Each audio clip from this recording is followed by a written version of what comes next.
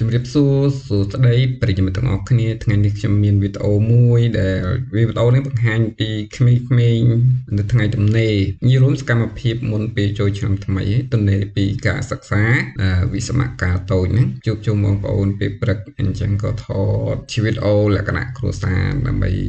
ដាក់ក្នុង YouTube ចែកបងប្អូនទាំងអស់គ្នាទស្សនាកម្សាន្តទោះបីជាវីដេអូល្អមិនល្អក៏ដី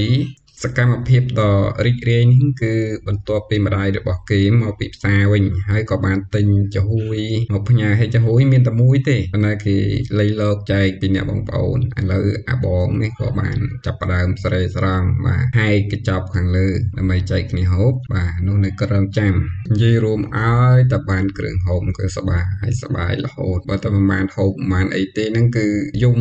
ងក់ងរនេះរនោះមុខមិនរីកទេបើដល់បានហូបអញ្ចឹងគឺសបាយតែម្ដងបាទក្មេងៗរកតែហូបអីហ្នឹងណានេះហ្នឹងចែកគ្នាហូបម្ដងម្នាក់បាទឡើយបងចាប់ផ្ដើមហូបមុនហើយខាត់ឲ្យថាឲ្យបងហូបផងបាទកុំហូបតែឯងព្រោះរបស់តិចត្រូវចែកគ្នាហូបអញ្ចឹងហើយបងក៏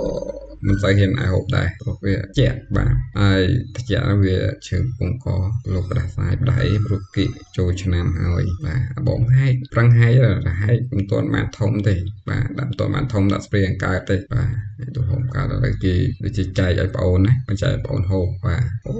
អាបងអូនណាបានហូបអរ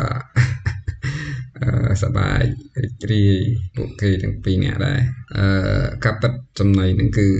ហូបបាយពេលព្រឹកម្ដងហើយប៉ុន្តែម៉ែវាទៅផ្សារហ្នឹងក៏បានទិញផ្ញើព្រោះមិនបានផ្ញើហ្នឹងមុខវាមិនរីកទេមិនទុំណាណោះអាប្អូនដល់អាបងនេះពេកចាប់ផ្ដើមសពូនគេភ្ជាប់បាទនេះបងស្រឡាញ់ប្អូនណាមានអីទិញទូចចែកគ្នាហូបមានហូបច្រើនទេខ្លាចអស់ខាងប្អូន